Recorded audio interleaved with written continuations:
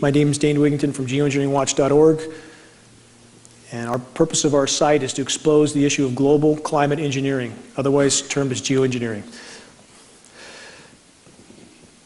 We are virtually under assault right now. It's not alarmism, it's not exaggeration.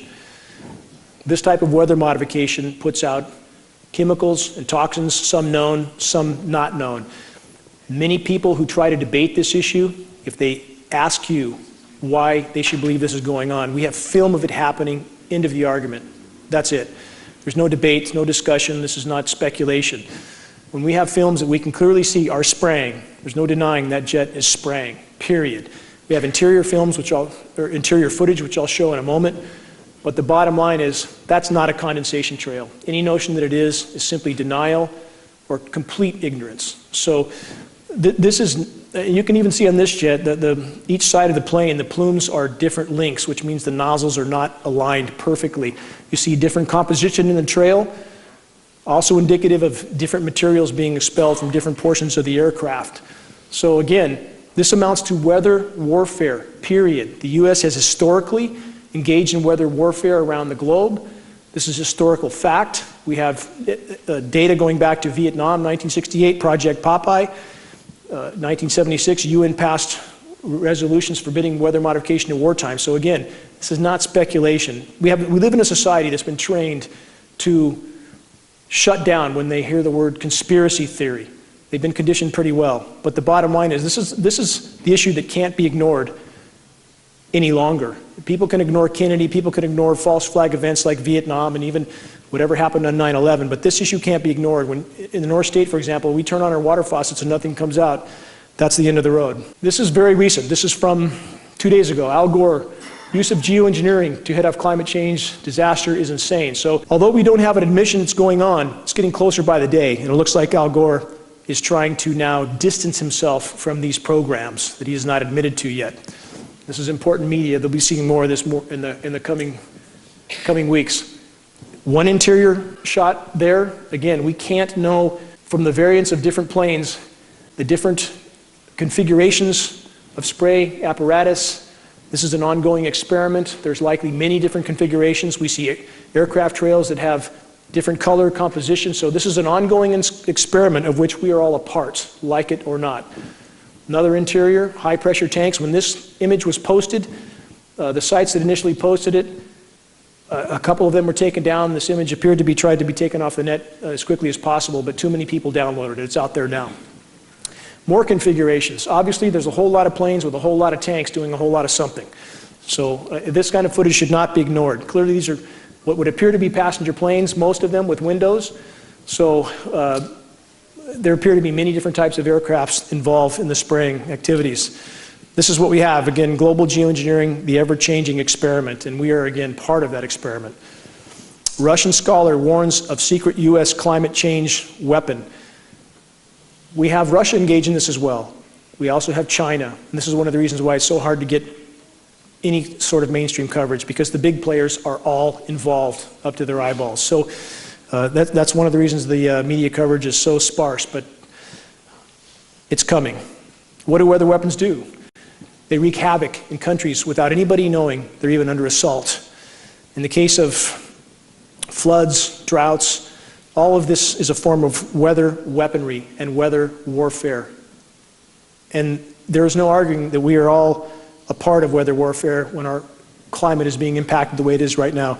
Again, countries around the globe, this sort of impact, nobody would recognize as being an assault. And that's what's so prized about weather warfare for the powers that be. Nobody even knows they're being attacked. Bridges, infrastructure, wiped out. You can literally bring a country to its knees. You can bring a state to its knees as well, especially a state that doesn't seem to want to conform too much with the federal government. You can drought them out completely. And that's exactly what's happening in California right now. This sort of drought in Africa has been used for decades. We know these programs have been going on, and their impact in Africa appears to be directly related to bringing countries to their knees and opening up the door for U.S. occupation. You have U.S. boots on the ground in about 156 countries around the globe. Not singling out the U.S. because other countries, again, as I said, are at this as well. Empty reservoirs. This is where California is headed today. I think we all know that. If we reach the end of this year without significant rainfall, we will be in free fall into a cataclysm that's never before been recorded. Our forests are going up in flames. As geoengineering impacts the system from top to bottom, it starts to feed itself. As you cut off the moisture for boreal forests, which are the lungs of the planet, the terrestrial lungs of the planet, and they begin to burn, that feeds into the entire climate cycle and begins to tilt it even further off scale. So this is a non-linear equation. Once it starts to tilt, it tilts faster and faster. These sorts of clouds historically have not been well recorded. Now they are. This sort of sky that many have become accustomed to and think is somehow normal is anything but. This is an aerosol coverage that all of you seem to have seen before. And many people have begun to accept this as being natural, but it takes a lot of material to block the sun to that degree, and all that material is settling down on all of us. We're all breathing it in. Anybody who thinks that's commercial traffic is in a different reality. Somebody certainly lost their way up there. Another scene looks like something from another planet. Again, this is something that people, it's come on so slowly that many accept this as being normal and natural when it's anything but. One more scene that we see increasingly around the globe, especially in recent weeks and months. I'll explain why I think this is happening later, but the spraying is definitely increasing around the globe very rapidly, and the effects of that are being felt everywhere. Now, a sky like this is important to examine. Many people would think there's no spraying going on, but if you look closely, you'll see what looks like layers of plasma in the sky. Days with high-pressure domes like we have now over California, this is not uncommon, especially if you look toward the west in the evenings. These shorter trails that are very bright are still aerosol disbursements. They make the sky silvery white. We believe that these sorts of disbursements are related to making the air more conductive, which makes the ionosphere heaters, HAARP, of which there are at least 24 around the globe, major facilities and many other smaller ones. It probably makes them more effective to create these high-pressure domes. So even days like this are aerosol saturated skies still. This is a point I want to drive home again because it's imperative in conveying legitimacy with our issue. Semantics matter. It absolutely matters. When people Google chemtrail, this is what they come to, chemtrail conspiracy theory. I have friends with the Union of Concerned Scientists that have tried to clarify this definition by stating that this is a layman's term for geoengineering. When that correction is made, within minutes, it's erased and deleted. They watch this site very, very closely. They want people to Google chemtrails and come to conspiracy theory. On the other hand, if you Google climate engineering, in the first sentence it clarifies that climate engineering is in fact an application of geoengineering. So we have science. And this is what media never uses. These terms they don't use. Our local media here has avoided these terms like the plague because they seem to feel their job is to distract people from the truth. We'll go into that deeper later, but again, semantics, extremely important. Climate engineering, geoengineering. Scientific terms leads people to science, leads to credibility. Who's running things? Psychopaths run the world. This is not an exaggeration. We have 4% of society is clinically psychopathic. That 4% ends up in positions of power, inevitably, because they'll do things that you or I won't do. So we have what appears to be a very small group of incredibly psychotic people that literally run the planet. And I would not have believed this 20 years ago, but after that many years of research, you simply can't come to another conclusion. This document's important. It's only the cover page. It's on the cover of this site can be found at geoengineeringwatch.org, this document from 1966. It's a presidential document by NASA outlining the U.S. weather modification programs as of 1966 with budgets in the hundreds of millions of dollars even then, listing the agencies involved, DOD, DOE, Department of Interior, about a dozen universities. This is the biggest elephant in the room. This document, again, can be found. I found it on the NASA archive, so it seems somebody put it there for me to find. So we have the proof. U.S. military wants to own the weather. Why wouldn't they? Many people ask, why would they want to control the weather? Why wouldn't they? It's what they do. They want to control everything. The weather is the most destructive weapon they could control. And they can conquer countries, again, without anyone knowing they were even at war. These little bright dots you see here are smaller radio frequency transmitters, of which there is an unknown number, that appear to be a part of these programs. It's not just the major facilities like HAARP. You have a great deal of smaller facilities there too. Stealth terror, weather warfare, and the end of America. Again, weather modification is a very covert weapon that rulers can use against their own populations to keep them in conformity. We seem to be immersed in that right now in California. Weather warfare, beware the U.S. military's experiments with climatic warfare. Yet one more warning. There's ample documentation on the ongoing weather warfare, even from diplomats from other countries. Here you have Iran. Vice President claims country's drought is part of the weather war on the Islamic Republic. You've had also the president of Iran on the floor of the UN twice trying to raise the alarm that his country was a victim of weather warfare. Our media does not cover it. Global warming drought linked to weather warfare. This has been going on in Africa, as I stated, for a number of decades. The more they spray, the less it will rain overall. It's important to remember that. We're not talking about cloud seeding to create rain.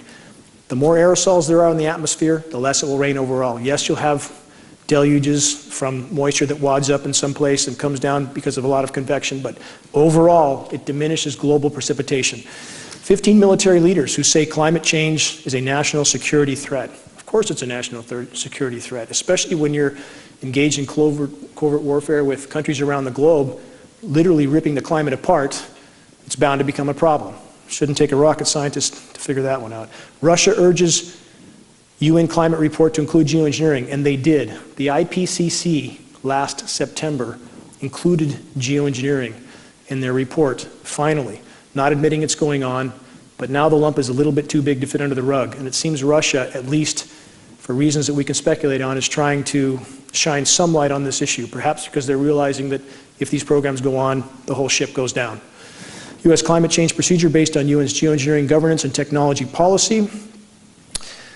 This is just one of many documents that outline the global governance of geoengineering. None admit these programs are going on, yet we see the full apparatus for their governance. There should be one more red flag that these programs exist. Public engagement on solar radiation management and why it needs to happen. You do have some now in academia who've shown enough spine to decide that the public should know. What a novel idea, that we should know we're being sprayed like lab rats. So at least we have a few starting to speak out. Global warming versus climate change. This is also important. The term climate change came into play in about 1998 when we had the warmest year on record. And because I believe at that time the global power structure decided it would unleash the full scope and scale of geoengineering, they needed a term that would condition people to accept massive temperature fluctuations like 50, 60, 70 degrees in a single day. Thus the term climate change came into play. And it is a term, again, to try to condition people to accepting massively geoengineered weather systems with massive temperature fluctuations that is more related to geoengineering than it is to global warming. So they changed the term. A brief history of false flag attacks. Why government loves state-sponsored terror. How many false flag events do we need to have before we wake up? Vietnam, the Gulf of Tonkin was a false flag event. We have a dozen other false flag events. This is business as usual. So it's about time that we wake up and realize that any premise necessary will be used by the power structure to start wars of aggression on other nations, or perhaps even to lock down their own populations. And that's what we see occurring now in the US. How do you pay for all this? A lot of people ask that question as if it's taxpayer money. Those with the printing press can pay for whatever they want until nobody accepts what they print. This is a recent release, $8.5 trillion unaccounted for by the Pentagon since 1996. That amount is almost equal to actually it exceeds their total budget amount that we know of for that time. And this is only perhaps part of what we don't know about either. This is not necessarily the whole thing. So the bottom line is they can pay for whatever they want so long as the dollar is the global reserve currency. And that's something that is coming to a rapid end, which makes the power structure more dangerous as the walls close in on them. Chronic obstructive pulmonary disease, a growing but neglected global epidemic. We're all frogs in boiling water right now, period. Whether we realize it or not, whether we feel healthy or not tonight, we're all breathing this stuff in. It's clogging us up slowly but surely. It's absolutely happening. We're not speculating. We have about 5 dozen lab tests from Shasta County alone. We know this material's in the air, and we know we're breathing it. There's no speculation on this. This is a bioaccumulative metal. It's just what we know about is lethally harmful. So this is a problem we all are experiencing to some degree. 1 in 3 older adults now dies with dementia and or Alzheimer's. Doesn't mean they die with it or from it, but they die with it. And all of us, again, are somewhere along that path. Cognitively, we all have this stuff in us. It's affecting us all to some degree. This is an older chart. I've used this chart before, but it's important because it shows the escalation for autism. We've gone from 1 in 5,000 to 1 in 50. That's a 10,000% increase. That should alarm people. So why are people watching American Idol and football and drinking beers and having tailgate parties? We're immersed in an absolute crisis right here, right now. So my attempt is to convey that message. The global depopulation policy killing us softly. How do you cool a population without panicking them? You know, I stayed away from this subject in very much depth because I'd hoped people would come around and just to the simple notion they're being sprayed like rats day in and day out. But it seemed not enough have. As long as McDonald's is flipping burgers and Walmart's open, people seem to think everything's okay, but it's not. It's not. And this will come to a very abrupt end very soon. On the course we're on, there is really no denying at this point that Agenda 21 and eugenics appear to be a part of this equation, along with a lot of other things. Too many people want to put it in this box or that box. There's a lot of layers to this onion. This is one. U.S. admits to bioweapons tests. There's a very long list of absolutely documented U.S. biological testing on innocent populations. Many nations have done it. And this is, again, this is a hard reality that the American population will face soon, one way or the other. Heavy metals acting as endocrine disruptors. This is extremely serious. This equates to our reproductive abilities, hormonal production. It affects life and our bodily systems to the core. And this should alarm everyone. Obama, let's just cope and get along and go on, right? This is sort of like Bush said after 9/11, that let's just everybody go back and go shopping. And it's what the government wants us to do, just to do nothing. Can geoengineering save the planet? You have a lot of dialogue right now with a lot of very, very frightened meteorologists, scientists, a lot of people from academia that are either mentally retarded, clinically blind, or paid liars. There's no chance that anybody with a high double-digit IQ doesn't know what's going on up there. And I've talked to a lot of people from academia. I know a lot of them. A lot of them know, and they're scared. They're very scared. I had NOAA scientists a year and a half ago tell me off the record they're, quote, alarmed as hell. They don't know what to do about it because they have no First Amendment protection. So any notion that geoengineering can save the planet, we already know the answer. Geoengineering is killing the planet.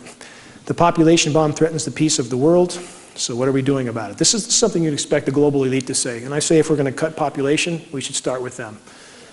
So,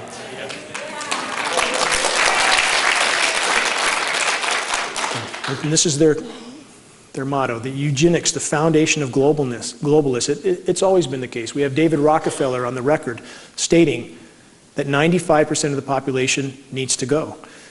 And a lot of people have never seen these quotes, but they exist. So it should not be hard to connect the dots here. And at this point, we are all not only expendable to them, but we are a liability to them. It's something we need to remember. Plankton, the base of ocean food web, in big decline. There's a lot of ways to cool populations. When populations don't have anything to eat, they tend to die off. And right now, plankton stocks globally are about 50% declined. This is of immense importance. Plankton produces 50 to 60% of Earth's oxygen supply. Media is not reporting on this. What do they report on? On CNN, they'll grab some drama out of a hat, of which they probably have 1,000 more just like it. And we'll hear about 1 or 2 dramas for the course of weeks on end, while we have the house literally burning down. No plankton, no fish. We had the anchovy fleet return to the Pacific Northwest with no fish, 0, this last fall. So the food chain is breaking down right now. We're seeing marine life wash up on the shores of western North America, now in Texas.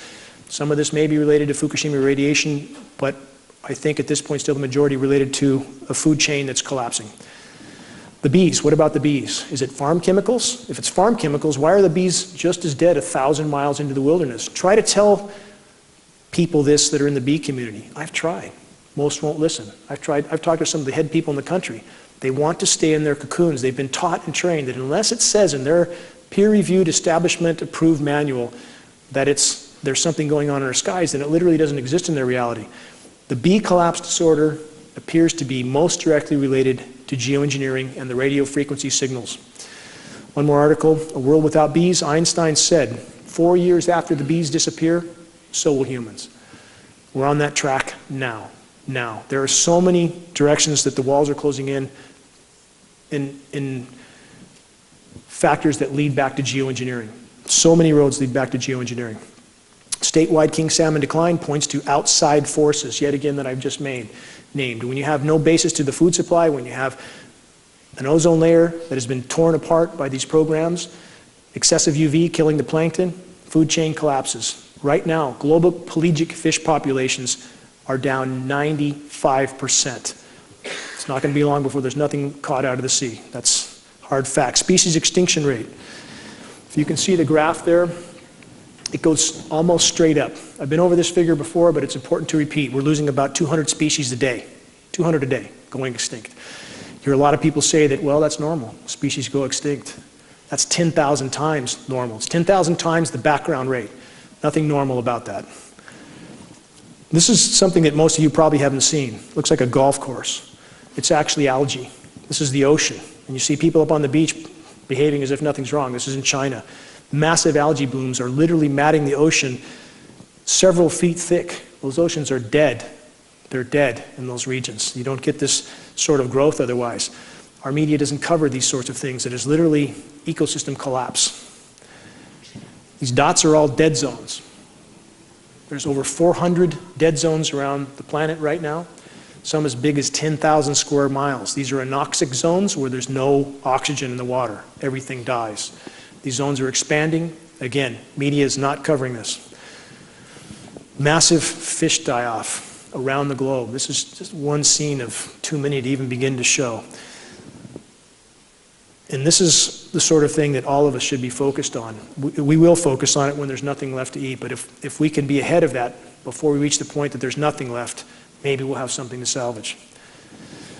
Acid test, rising CO2 levels kills ocean life. We have the oceans absorbing CO2. There's no question about this. They're acidifying rapidly. Crustaceans can't form shells as well. And you have an acidification that could kill all ocean life. Again, no life in the ocean, no terrestrial life. This is a very important graph. Change in Earth's total heat content. I want to stress, none of this is about Al Gore or carbon credits. I say that every time. I have great disdain for Mr. Gore. He's part of the problem. But that being said, make no mistake about it, the planet is warming. And any of these geoengineered events that we see that convince people otherwise are simply spun, horribly spun events. And this is what it's important to remember about that. The blue graph you see is ocean heat content compared to atmospheric heat. A cubic meter of seawater holds 4,000 times the thermal energy of a cubic meter of air. So it doesn't matter what they do geoengineering-wise. They can cool off temperatures at the surface. It means nothing compared to what's happening in the oceans. The oceans are warming extremely rapidly. Can't hide that for very long. And geoengineering appears to have played a big part in that warming, but not the only part. I want to stress this as well. Human activity is a form of geoengineering. When you put 4 billion gallons of hydrocarbon in the atmosphere a day, that's a form of geoengineering. People need to consider that. We would be exponentially better off without these climate engineering programs. The planet would have been able to respond. But bottom line is ocean heat building up extremely rapidly. This is ocean heat content as well. You see the graph go straight up. This is trends in global average absolute sea level rise. Are sea levels rising? Yes, they are absolutely rising. Anybody who says otherwise, tell them to prove it to you. If anybody says that the ice caps are gaining and sea levels dropping, tell them to prove it, because they can't. Sea level rise unstoppable, say scientists. This is what the hard frontline data says without any question at all. In fact, how much can sea levels rise? We have about 21 to 24 feet of sea level rise built into Greenland. We have about 197 feet built into Antarctica, about another 15 feet built into the rest of the world's glaciers. Right now, even conservatively from some of the frontline scientists, we're guaranteed 100 feet of sea level rise in the coming decades. Now, you'll find plenty of data to dispute that, but it's the same people that dispute how much oil was leaking from the Gulf, how much radiation we're being exposed to here. You must discern through this data because there is so much false data out there, people don't know what to think. Annual minimum Arctic sea ice. A lot of headlines last fall that the sea ice was expanding. Wait the next 2 years, see what you see, because that was absolutely spun as well. It was the surface area that they measured, not the density, not the volume. The volume is still shrinking rapidly. It's 1/5 what it was 30 years ago. Geoengineering is keeping a thin layer with artificial ice nucleation and blocking of the sun 24/7. They're trying to keep that ice cap there to keep the methane in the sea floor. It's not working. It's making everything worse. That's what we're trying to expose. Geoengineering is destroying the ozone layer. This is part of, again, geoengineering being the pharmaceutical cure for planet Earth. They try to address one thing and cause 100 more that are exponentially worse. So now, if you drive around Redding and look at the trees in Walmart, Costco, take a good look, because the bark is gone off the south-southwest side. It takes a lot of radiation to burn the bark right off the tree. We're being exposed to massive amounts of UVB and even UVC radiation now. UVC is the last stage before X-ray. We know this, we're metering it on the ground in California, Maine, Florida, and New Mexico. This is a penetration of UVB into the ocean. I talked about plankton dying, correct? Geoengineering, on the shredding of the ozone layer, we've been told it was hairspray cans. Now, I ask you, what's more logical? Is it hairspray cans or military tankers dumping 100 tons at a shot up there, flying 24/7? They've been at this since at least the late 40s. We've been given a lot of red herrings as reasons for things that are happening. CFCs are bad for the atmosphere, but the geoengineering appears to be the largest causal factor, so the UV penetrates deeper into the ocean, kills the plankton stocks die, oxygen content goes down, fish stocks die. You can see how everything is connected. Everything's linked together.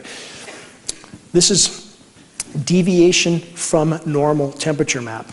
This is over this is between 2008 and 2012, and the orange-red colors show increases from the 30-year average over that time. You see a couple of blue spots in Antarctica, but that's about it. So this is the true overall global picture. You see some blues off the coast of North America. If you look at that, that's where they blanket spray 24/7, shuts off our moisture. This isn't the first-year drought, we're in our 6-year drought. So from 2008 to 2012, they blanket sprayed the Pacific, we think in an effort to stop El Nino, to stop the El Nino event from happening, because that would have made global warming even worse. But what does that do to the rest of the planet when you shut off one of its natural mechanisms? So that blanket spraying all over the Pacific, it cooled the surface temperatures off there. But at what cost? At what cost? If it's killing everything inland, was that really a gainer? I don't think so. And this is a current map right now. This is through, excuse me. No, I'm sorry. This is an older map, but it shows a sequence. I'll show a newer one here. When you see a map that's that imbalanced, it should be a red flag. That can't be created naturally, where you have half the country frying and another half below normal temperatures. So the darker colors are various stages above normal, the middle being maybe 20 degrees above normal. You throw a rock and you're in below normal temperatures. This is a recent GIS map. Now, this is important to look at this map. As you see the blue colors over Canada and the eastern US, that's where heavy, heavy geoengineering is occurring. Geoengineering can and does cool massive regions temporarily at the cost of making the overall warming worse. So you have jet stream manipulation that pushes Arctic air down. You see even the Arctic is much warmer than Canada and the eastern US. So they can cool regions, make a lot of headlines. What's the real picture? That's the real picture. Global temperature records. Again, no downward trend there. Another GIS map, ocean temperatures, everything far above normal overall. If you look through the headlines and you start looking at global news, you'll find out it's a very different picture than our media is painting. And this is important to remember. Did the media originally paint the picture of global warming? Yes. Did they have an agenda for that? To saddle us with taxes and all sorts of burdens? Yes, they did. But now I think things have gone so far, they have definitely changed directions. They've doubled down on geoengineering, and now they're trying just desperately to hide the fact that a runaway greenhouse event may be occurring right now. Because if you look at the media right now, They are definitely not pushing a warming agenda overall. Weather Channel, it's like their goal, their marching orders is to make it seem as cold as possible. And so there has been a directional change with what the media is doing. They changed their plans as well. Another GIS map, overall warming. This is ozone depletion, 84 to 97. The globe on your right shows massive depletion during that time. There's a massive northern hemisphere ozone hole, not speculation. Canadian scientists have been threatened with termination from their jobs if they talk about this. They're trying to hide it, and people feel this sun in their face and they think maybe they're just getting older. No, the UV is exponentially higher than we're being told. UV rays, this is an important graph as well. We're told by all major metering agencies that 95% of incoming UV is UVA. This is the first presentation I've done where we've had actual solid metering behind us. That means 5% is UVB, that's the more harmful band. We now know that at least 60% of incoming UV is UVB, 60. That's a 1,200% increase in UVB. As I said, we're actually getting UVC, the last stage before X-ray. We are told by all major agencies UVC stops 100,000 feet up in the atmosphere. Not anymore. These are trees from Costco. They all look like this. Bark's gone. Trees look horrible. Nobody seems to notice, but they'll notice soon enough when there's no trees left. Dead branches sticking out everywhere. This is a typical stress response when trees have too much radiation. They start dropping branches, they start dropping foliage. We're seeing it all over the forest. Drought is only one issue. The excessive UV is absolutely another. More trees from Costco, burnt bark. This is the road we're on, and a lot more of our roads look like this now. When I moved up here 10 years ago, you couldn't find many. The forest was green and lush. Not so anymore. I live in a forest. I've grown up in a forest. I spent my life in forests. It's deathly silent there now. This is a map that's still applicable, even though this is an older map. You see the western U.S. is in protracted drought, while the eastern U.S. is now getting excessive moisture.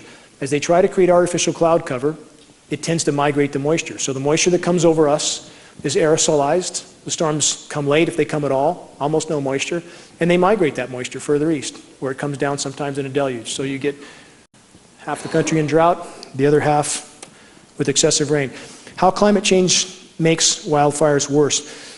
This is the sort of article that completely ignores the elephant in the room. Again, what about geoengineering? And on the fires in 2008, we know that during that week, you guys all remember the fires in 2008 probably. We know that NASA's mobile DC-8 lab was doing monitoring testing during that week. What kind of testing is that? That lights a country ablaze and impacts countless lives. Is this just a game for them? Is it a game to treat the atmosphere like a physics lab? That was a test of some sort in 2008. So where are the climate scientists, and how can they be so completely oblivious to a raging elephant in the room? And this is where articles like this don't acknowledge that. Unprecedented storm sparks California fires. This is referring back to 2008, as I just went over. Solar flare could unleash nuclear holocaust across planet Earth, forcing hundreds of nuclear power plants into total meltdowns. This is also very important. This is relating back to the pharmaceutical cure for planet Earth. The more they spray, the more they have to spray. As they destroy the ozone layer, they destroy the Earth's natural protection. Now, if we have a large CME, a large solar flare, we may have Fukushima times 100 or 200, because solar flares can knock out grid power, no grid power, nuke plants can't cool themselves, they go into meltdown. So the more they spray, the more they, I think, feel they have to spray to provide protection. Where we once had natural protection, now we have to have toxic metal artificial protection. So this is one more way that geoengineering could end life on Earth, by causing more meltdowns. Weather control and HAARP conspiracy. No conspiracy. HAARP exists. We know what it does. For those that aren't familiar, extremely powerful ground-based radio frequency transmitters. They don't receive, they transmit. You have a huge facility in Alaska. You have about 24 big facilities ground-based around the globe. These facilities can and do routinely manipulate the jet stream. And the jet stream configurations we see of late to create these artificial storms appear to be direct results. We have HAARP monitoring stations that show where those frequencies occur. It's a 2 + 2 = 4 equation, period. I don't know how many have seen this. This is called SBX radar. This amounts to a sea-based X-band radar, which is a sea-based HAARP facility. It doesn't even look real. It looks like something out of a science fiction movie. And this is what happens when you have unlimited funds and nothing else to do but to experiment on planet Earth. So now you have these facilities around the globe as well. This is how HAARP is affecting the global meltdown, HAARP and geoengineering. These are ocean currents. We now have warm Atlantic water being pumped into the Arctic. That's thawing methane on the sea floor. Methane's releasing. Methane goes into the atmosphere, covers the planet like a layer of glass, begins to heat things up fast. Methane, over a 10-year time horizon, is 100 times more powerful than CO2 as a greenhouse gas. Again, all roads, so many roads leading back to geoengineering. Not to say that we don't have a problem otherwise. Not to say that human activity isn't a form of geoengineering, as I said. But geoengineering is like trying to put a fire out with a bucket of gas. It simply can't work. Jet stream configurations, this is important to look at. You see these radical swings, these radical dips. It appears to be what they're doing to cool the East Coast. They create high pressure zones like the one that's over us now, pumps the storms far north. They can cool that air as it goes through Alaska and Canada, pump it down to the eastern U.S. and cool off half the country while the other half literally fries and dries. It's exactly the configuration we're going through right now. Methane leaking from the seafloor. This is an illustration that shows how it covers the planet. You have hydrates that leak through the seafloor up to the surface. They acidify the ocean on their way up, and then they go into the atmosphere where they start to cover the planet. This is methane release from, this is what the scientists on the front line that are willing to speak honestly. Biggest story of 2013, methane release. To give you an idea why methane is so important, there's enough methane in the reservoir that you see here in the Arctic, the Laptev Sea. There's enough methane there to extinguish life on Earth many times over, many. If this methane gets into the atmosphere, it's game over. It's that simple. It's game over. It's starting to happen now. If geoengineering doesn't stop and the planet's not allowed to respond, I think we have no chance. Global warming and the Gulf Stream. Our atmospheric pollution roadway to subsea Arctic methane-induced climate hell. Again, more stories that are not being covered by media. This is an issue that will change our collective reality quite quickly. You'll hear about this soon enough. This is methane also. You see the graph goes straight up. No secret that it's increasing rapidly. CH4 is methane. This is an important globe, paints a good picture. 2013, January 1st to 11th, on your left. 2014, on the right. You see much, much more color on the 2014 map. Methane's releasing very rapidly. To give you an idea, for about the last million years, methane was never over 700 parts per billion. About 9 months ago, it went up to 1,800. Now we're seeing spikes up to 2,350, 2,500 parts per billion. Radical escalation. I mean, unlike anything that's happened in far more than the last million years. So this is a very pertinent issue.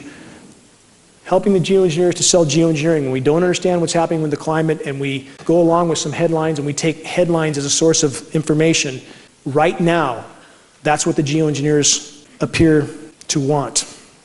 Why is the U.S. government trying to control the contents of scientific journals? They want to control scientific journals because that's how they control the scientific community. That's how they create the illusion of agencies like the EPA and other such agencies that we're led to believe are there for our own protection, that we're led to believe would tell us if something's wrong. Couldn't be further from the truth. Absolutely couldn't be further. So as they control universities, which they do now quite well, they control the major peer-reviewed manuals. So you can have things like this happening in our skies, completely obvious in your face things that the scientific community will not acknowledge. And when you try to corner them and acknowledge this, I was on a radio show with Simon Donner, one of the world's most recognized climate scientists, and when cornered and asked about these programs, he tried to make the case that no matter how much it looks like they're spraying, he said, I know they're not. And when I asked him how as a scientist, he could possibly say that he knows there's no spraying going on, click, I'm off the air, that fast. So this is what you have. You have a completely controlled system, and that's why we can have things like this happening without any media acknowledgement, any academia acknowledgement. HAARP again. Now, HAARP, I want to go into what HAARP does in a few other scenarios. So that's another picture of HAARP. It's a very ominous and very, very dangerous installation. It's literally ripping holes in the atmosphere. Here you have a HAARP signal. That's why I showed that image again. Now, that big, bright area over the eastern U.S., guess what that is? Arctic vortex. The big headlines that we're all forced to believe that if you walked out the door, you would immediately turn into a popsicle. So, yes, there was cold temperatures, very cold. But for how long? And how historically unusual was this, and was it natural? And when you see the jet stream configuration, and you see these HAARP signals that manipulate that jet stream, there's nothing natural about it, nothing. It was designed to create some headlines. They made the most of it. Anybody here who watches Weather Channel, it's absolutely astounding. It's like watching a cast of clowns who clearly have marching orders to paint the most frigid picture on planet Earth they can possibly paint. They don't talk about the fact that days earlier, for this big cool down in the Arctic, New York shattered its all-time record high by 10 degrees, 73 degrees in New York in January. Then it plunges down to the single digits, and then a few days later it's back up to 60 degrees and rain. So these fluctuations, again, back to the term climate change that I went over before, that's why they coined that term, so people would not question these massive changes as being unnatural. Why are thousands of dead birds suddenly falling from the sky? Well, when you blast the sky with massive radio frequency signals, it tends to cause some problems. And what people don't realize, I'm sure many of you have heard the birds falling out of the sky several years ago, happened again this January. What you don't know about several years ago, it happened in 34 places around the globe. Former Bush aide John Wheeler was seen outside the Pentagon threatening to, according to witnesses, blow the whistle on these programs. He was found in a landfill 2 days later. So this is certainly the big league, and if these programs were really brought to light, it would change the complexion of what we face. Geoengineered snowstorms wreaking havoc around the globe. This is very important to remember. There is no natural weather at this point. Even small-scale geoengineering programs would have the potential to disrupt the entire system. But in fact, we're seeing global programs. So the whole system has been rendered completely unnatural. If you look closely here, you see the massive spraying trails off the coast of California, this sort of aerosolization, which can start to set up for some of these engineered events. Mount Shasta snow holds 1,200 times normal levels of aluminum due to chemtrails, geoengineering. Many of you here that are local know that. We had lab tests off the side of Mount Shasta that measured 61,000 parts per billion. Now, you'll have a lot of people from the disinformation sites say it's normal. Aluminum's in the soil, it's 8% of the Earth's crust, third most abundant element. It's normal for it to be blowing around and everything. That's absolutely false. Aluminum does not exist in the environment in free form. It is always bonded to other elements. It doesn't blow around in the snow and the rain unless it's been mined and refined and sprayed. So it should not be in our snow, and it absolutely should not be in our rain, but it is. It's also the primary ingredients in geoengineering patents, aluminum oxide. So this should be no surprise. Ice storm, unprecedented interior Alaska meteorologists say, this is only one example, but if any of you watch weather very closely, you'll see ice storms are now normal. Now this parade of winter storms that we have, almost on a conveyor, there's almost always a boundary of ice storm between the rain and the snow. And now the Weather Channel meteorologists are trying to tell us that it's normal to have a warm side and a cold side to a winter storm. Since when? One side is tornadoes and thunderstorms. You throw a rock, you're in snow. There's nothing natural about this, absolutely nothing. So the ice storms now are the boundaries between where they're trying to nucleate, and we can see the aerosol programs going on radar, where they have not cooled the air down enough for this to crystallize while it's falling. It hits the ground before it sets up.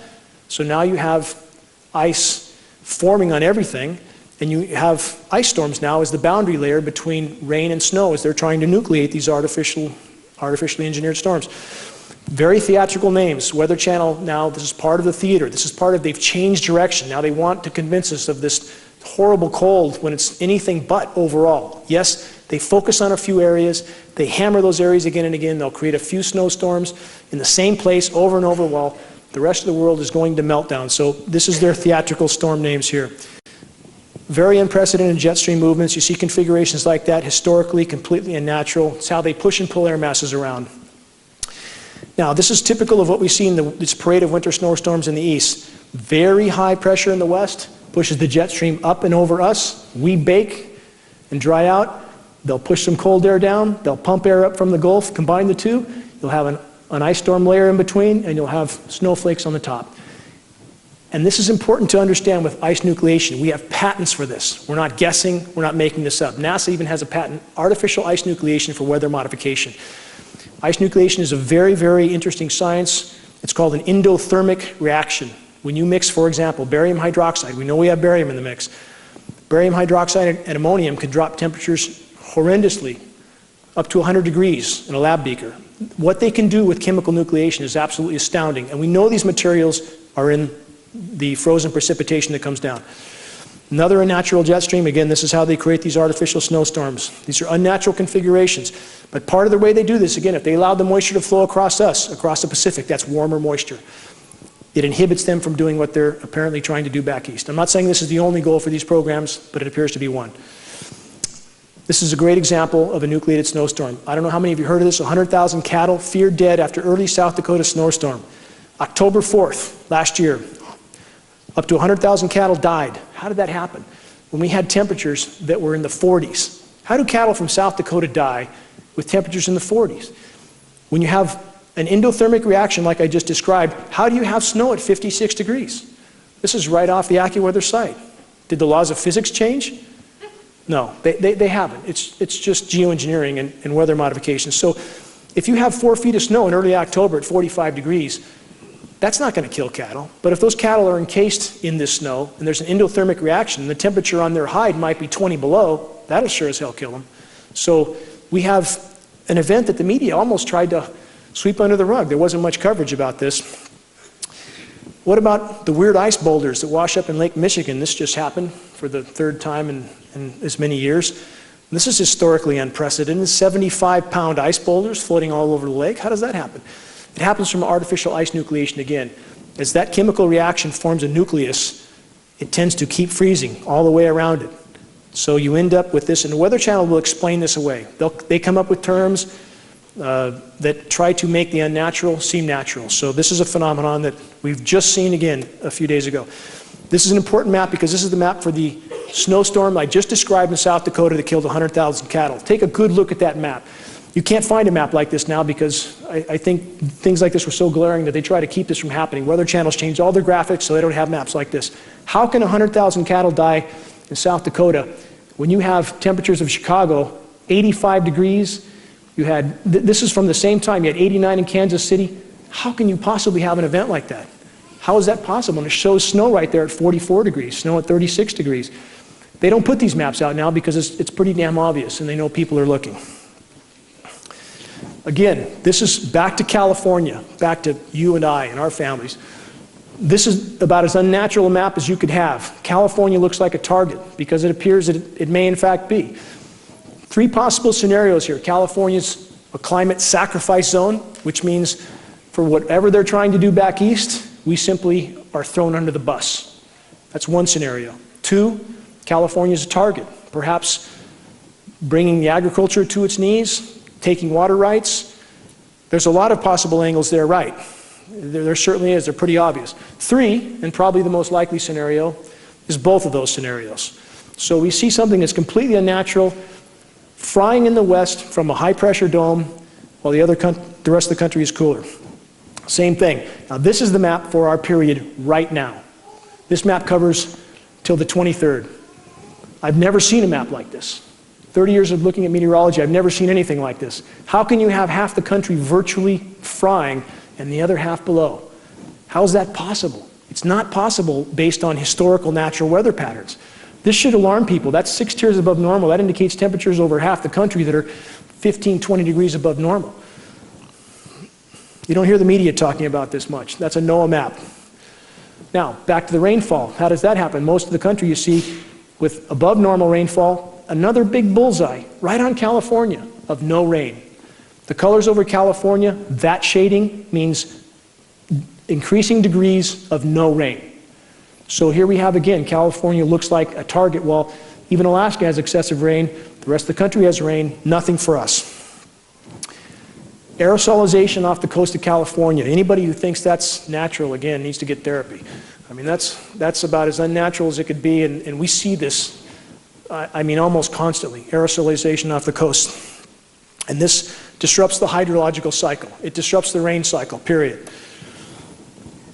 This illustrates again what I'm talking about.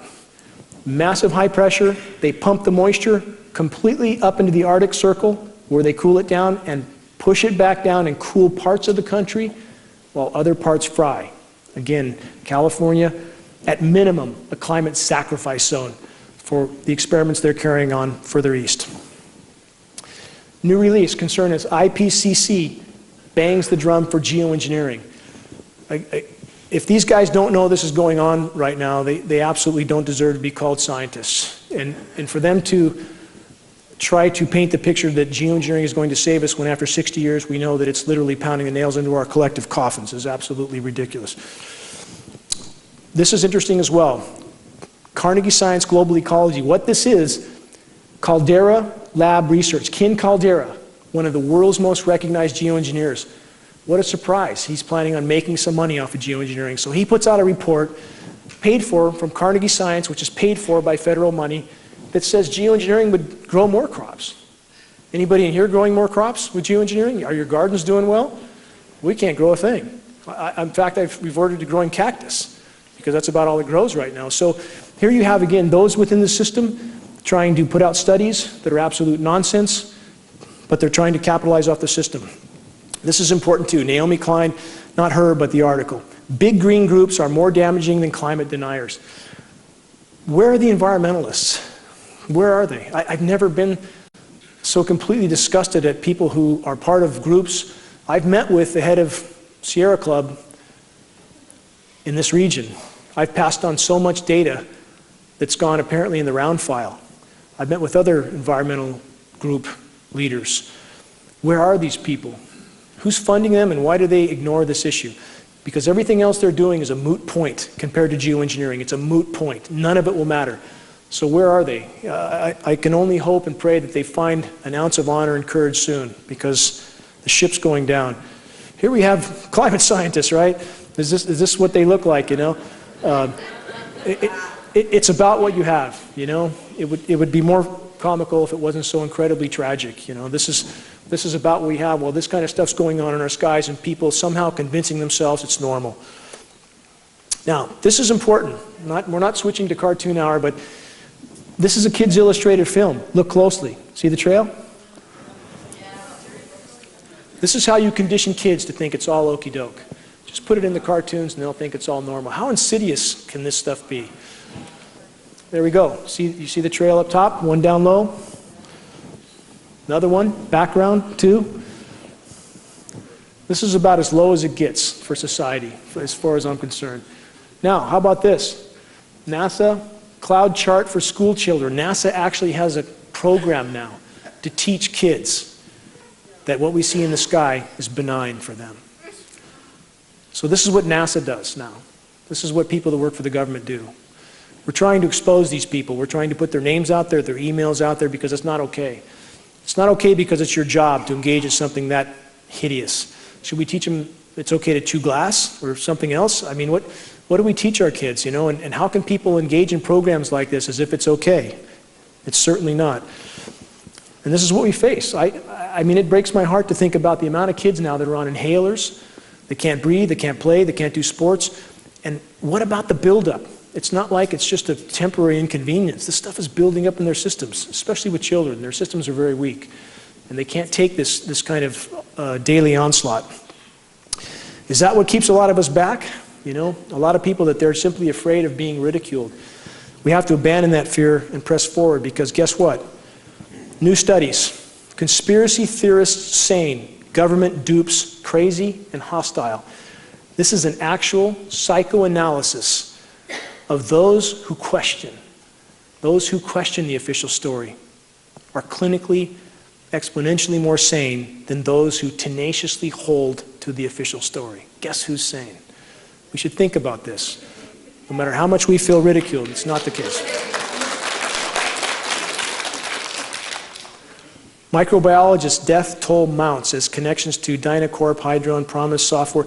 This is to make a point. There's been a tremendous amount of microbiologists that have met an untimely demise in recent years.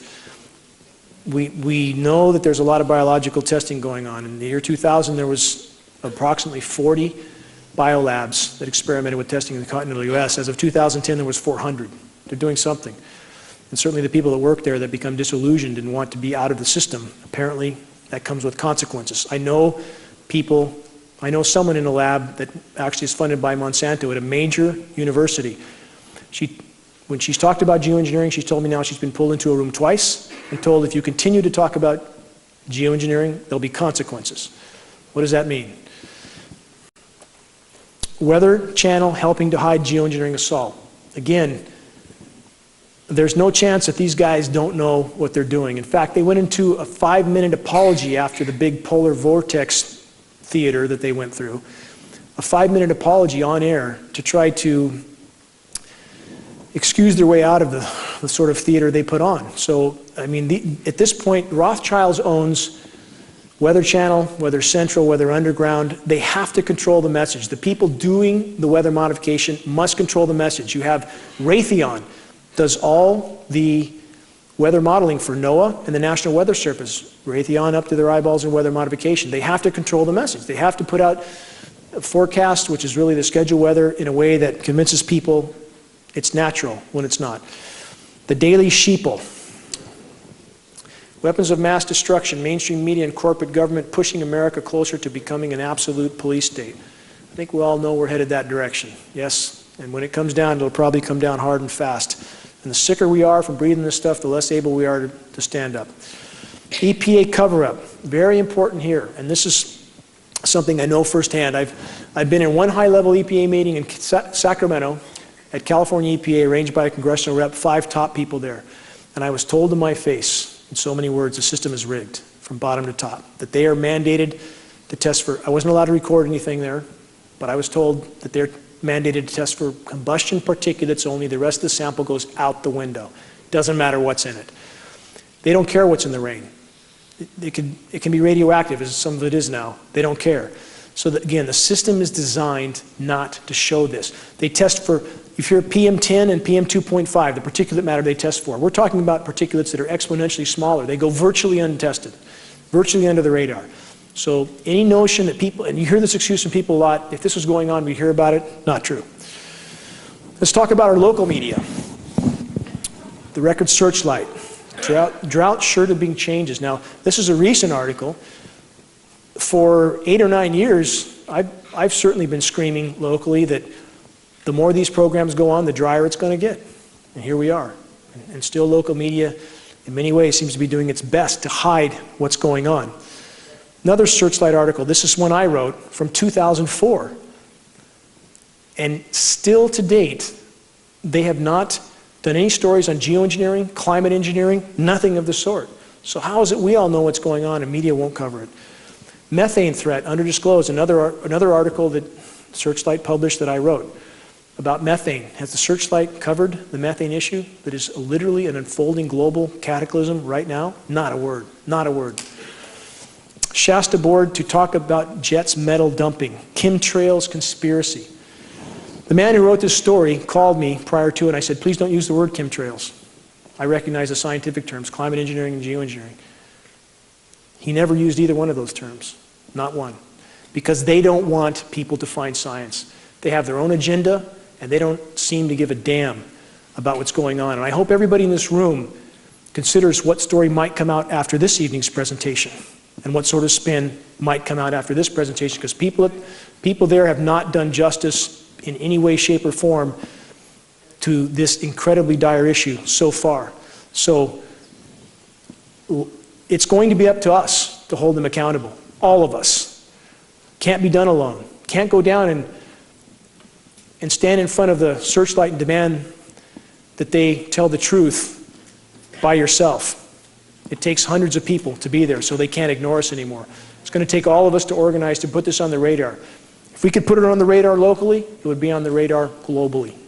Guarantee it. If we could break the ice here, it would cause a fracture that would run around the globe. Also from the Searchlight, what's behind the dry weather? The ridiculously resilient ridge. Again, the elephant in the room, completely ignored. Completely ignored. In spite of the fact that we have metering for these facilities that put these frequencies out, that cause these phenomenon, like HAARP. still goes completely ignored. Species loss, again, I want to drive this point home. We are in the 6th great mass extinction now, today. This is not theory. You can verify everything I've said here tonight. We are experiencing species extinction rate at a speed never seen short of meteor impact on planet Earth. We are in free fall right now. Does media cover this? No, they cover some little drama that they pluck out of a hat. Are we doomed? Why civilizations like ours fail? On the path we're on? Yes. Yes. If you rationally analyze data on the path we are on, we have no chance. And there are scientists now speaking out about this. Guy McPherson from University of Arizona is a professor emeritus there. I have high regard for Guy. He's a friend. And he has calculated right now with the decimation that's being inflicted on our climate, there will be no life left in the Northern Hemisphere in a very short time, perhaps even a few decades or shorter. And that doesn't mean that everything goes along fine until then. So we're talking about a very different planet. And you can find mainstream scientists that will argue this completely, but the same scientists who have lied to us again and again and again and again. Where would we start? So the bottom line is, on our current trajectory, we are headed down a dead end with no return. We need to change course. This is important to remember as well. For people who, again, this is a teaching tool that we will put out for others so they understand that there are a lot of sources of, quote, human engineering of the planet. All the decimation that humanity has caused, and we've caused plenty, are still a form of geoengineering in a sense. It's altering the dynamics of the planet. So it's important to remember this. Too many people want to put it in this box or that, as if we stopped geoengineering, we could all drive Winnebagos from now on. It's not the case. I'm not saying we wouldn't be in exponentially better shape without geoengineering, because we would. The planet could respond, would compensate for a lot of the damage done. But it's important to remember that we're hurting the planet in a lot of ways. Is Fukushima an extinction level event? I'm almost near the end of this presentation, so bear with me. Yes, media is not covering Fukushima. How can that be? How can that possibly be? We have 3 reactors in Fukushima, and this is related to geoengineering. I'll weave the two together. 3 reactors in full-blown meltdown in Fukushima.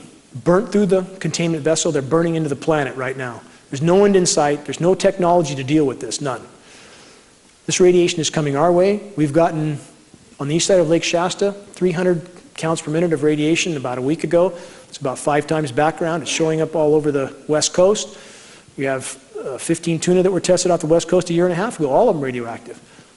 Why is the media not reporting on this? This should be a glaring red flag, just like the geoengineering. Anything that could make the population a little bit uncomfortable, media does their best to spin it or hide it. And this, as far as human insanity, and people say, well, this is another excuse you hear from people. Why would they do this to themselves? This can't be happening. They wouldn't do that to themselves. Well, why would they do this 2,000 times over? 2,000 nuclear bombs have been detonated on this planet, and everyone alive is contaminated from that. We all have strontium-90 in our bones from these nuclear detonations.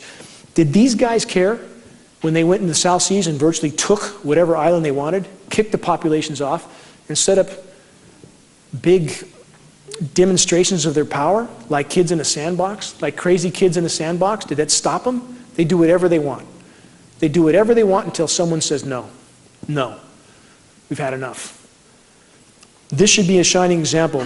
The nuclear detonations around the globe and the fact that they've done it wherever they wanted, almost whenever they wanted. It's no different than geoengineering. And now, with Fukushima, because they're spraying the Eastern Pacific, and that aerosolizes the moisture, it migrates much more effectively on us.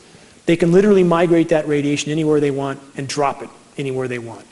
There's particles like fluoride, and we're getting fluoride in tests now. We have fluoride from tests in Norway, 60 tests with fluoride. So fluoride particulates, if those are used to migrate rain, and other particulates we feel have similar properties, if they're hit with a certain frequency, those particulates combine and coagulate, which would then cause that moisture to fall.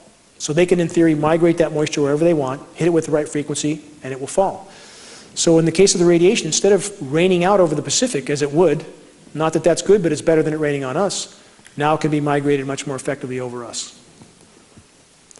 Fukushima, climate change, near-term extinction, resignation versus surrender. Does the horizon look bleak? Yeah, it looks very bleak. Does that mean we give up? No. Does that mean we don't have any chance? No.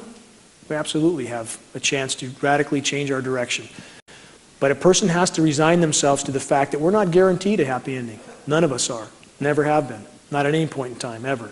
But does that mean we sit down and do nothing? For every time that people look at an issue like this and go home and go golfing the next day and watch football and ignore this until the next time they spray, and I get a lot of people that call me like that.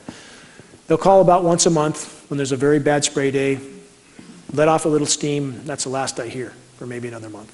And I've gotten to the point where I said, don't call me anymore. I don't want to hear it. What have you done in the last month to help? It's going to take all of us. This is not an issue that's going to go away. It's not going to go away. In fact, they literally have their hands on our throat right now. They can shut off that moisture as long as they want. And I'm not speculating. We have study after study after study from places like MIT, Scientific American. I'm not making this stuff up. I challenge anybody to investigate it. When they aerosolize the atmosphere, it causes drought, period. We have the satellite photos. We know they're spraying upstream from us. It can't not be drought here, especially with the jet stream manipulations. This is a 2 + 2 = 4 equation. It's that simple. So when you have that kind of control over a population, you have them by the throat. They indeed have us by the throat. Something we all need to remember. Resource wars, geopolitics in a world of dwindling energy supplies. Resource wars are happening around the globe right now. This is what you have happening in the Middle East. It's not about democracy, it's not about freedom, it's not about civil rights, it's about resources, period. Destabilize a country, it's a lot easier to go in and take the resources, and that's what it's about, plain and simple. Right now, it takes about 1 barrel of energy, 1 barrel of hydrocarbon to get 7 out of the ground. In 1900, 1 barrel could get 100 out of the ground.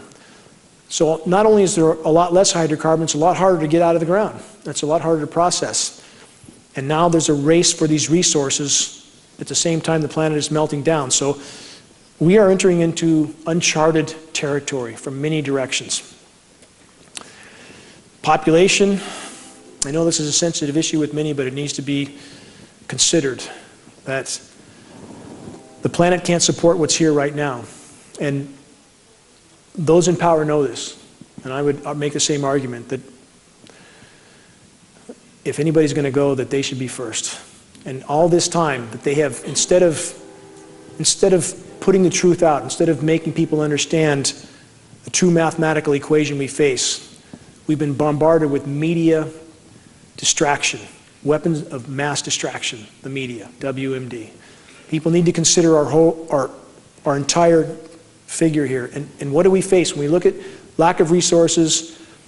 We look at decimation of our natural systems from geoengineering. I can't grow a garden anymore, so how am I going to feed myself? How's my family going to feed itself? Our garden doesn't grow anymore. We used to grow a 100-foot bed with no problem at all. We couldn't grow 10 foot last year. How do we feed ourselves? For those that aren't familiar with Easter Island in the Pacific that was a paradise, 16 million unique palm trees on that island, a very unique species, a food source for the islanders. They cut these palm trees down to roll their statues around. And one has to wonder, they literally cut every single palm tree down on the whole island. The island collapsed, their civilization collapsed, they turned to cannibalism. That's the tale of Easter Island. What were they thinking when they were down to maybe 1 million palm trees, and then maybe 100,000, and then maybe the last one? Didn't it dawn on anybody that we're going to have a problem? And we seem to be in the same boat. And so right now, again, why I focused on geoengineering exclusively for 10 years, because quite simply, if we don't stop this and we render the planet unable to support us and support our lives, we'll have nothing left to save, and we will end up like the Easter Islanders. Arctic Doomsday Vault grows a few seeds. For those that haven't heard of the Arctic Doomsday Vault, Bill Gates is involved with this one. And they have put several 100,000 seed varieties in the Arctic to save them because they know what's coming. They absolutely know it. This is science fact. This vault exists. Anybody who doesn't know about it should look it up. They don't do this for nothing. The power structure knows what's coming. It's a lot closer than people understand. Why is the Department of Homeland Security buying so many bullets? 2.2 billion rounds, I think is the last I heard, 2.2 billion rounds of 40 caliber hollow point.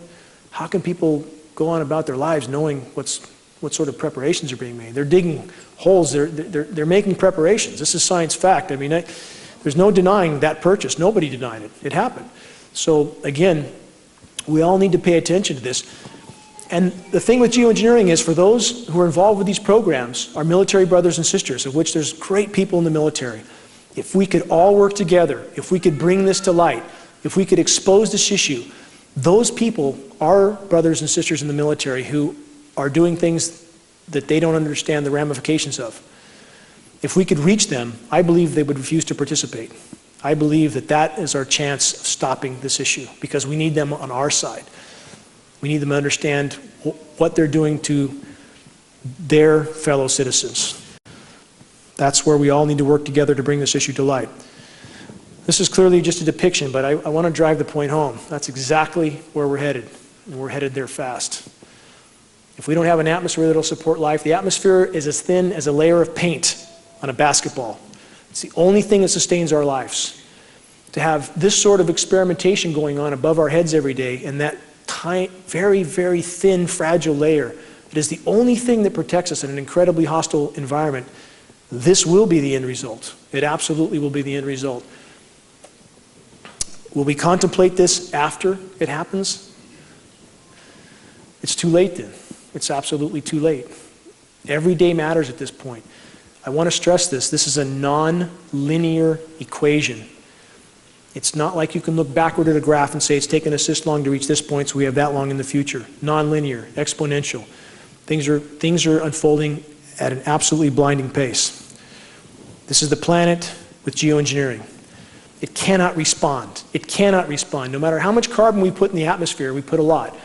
The planet has done very well with this much carbon in the past. Sea levels were much higher. That's a problem for civilization, but the planet thrived. The Pliocene epoch, 5.2 million years ago, carbon was 25% higher than today. The western US wasn't a droughted out desert as we're headed for. It was very lush, because as the temperature goes up and carbon goes up, so does rain.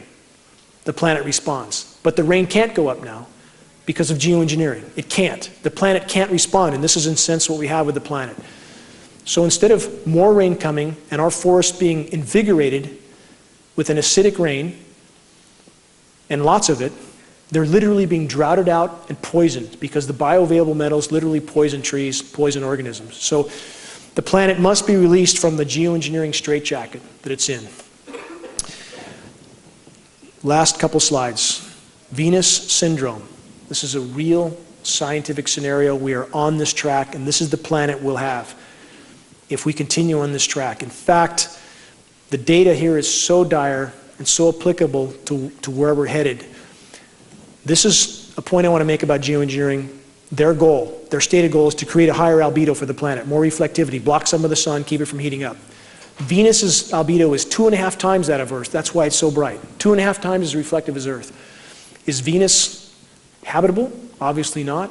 It's 900 degrees on the surface, but yet it has 2.5 times the reflectivity. So apparently there's a little bit more to life on the planet than putting a reflective coating of toxic metals around it. But that's about as short as the geoengineers' thinking is. And again, aside from weather weapons and everything else they're using this for, this is the track we're on if we don't change course. And that's why the geoengineering issue is so important. Just want to illustrate a road that, you know, sometimes the road can look very long before you, but if there's any light at the end of that road, and we still have a little bit of light at the end of this road, but we don't have a lot of time. The sun's going down very quickly. I need help. I can't do this alone. I absolutely can't. I'm doing everything I can, but locally, people are needed to organize and do certain things that could put us on the radar. If we had 300 people, for example, show up in front of the Record Searchlight and demand that they cover climate engineering and that they cover a contamination issue that is beyond dispute in Shasta County, beyond dispute. There is a massive contamination issue. It appears directly related to these programs. It's not coming from China. We have CARB studies to prove that. California Resources Board, not that I have love for them, but they've proven these materials are not coming from China. But we need people to be willing to spend a certain amount of time, people to help organize others to show up at a certain place at a certain time to help us put this on the radar. Because on our path right now, if they keep the water shut off, we're going to turn our spigots on this summer, nothing's going to come out. And they can keep it shut off as long as they want. It's going to take all of us in this battle. One tool you can use, and this is the last slide. There's a filmmaker named George Barnes. He's been here before. He's a good personal friend. He's made a film called Look Up. This is probably the single best film you can use to introduce people to this subject. And if you just refine the process, it's quite easy to invite people over. This film's won 6, 8 awards already. I'm speaking in LA in February for another film festival. I think the film will win another award. It's 45 minutes long. It's very professionally done, narrated by William Baldwin. If you have people over with a film like this and give them some data, DVDs, flyers, it's a lot more credible than running out in the street and ranting and pointing at the sky, which doesn't work too well. When you have solid data to pass on, that works. If you arm yourself with tools, and if people can organize, and we have some very good organizers here with the Raposas and other people that are in this community, this battle must be won. This battle must be won, or all is lost. It's that simple. And if we all pull together, especially in this community where a lot of groundwork's been done, a lot of groundwork, and the local officials don't want to face this, and they've done their best to shrug this issue off, and I think there should be responsibility for that. But if we all link hands and hold them accountable, and we get this on the radar in this county, it would make a difference around the globe.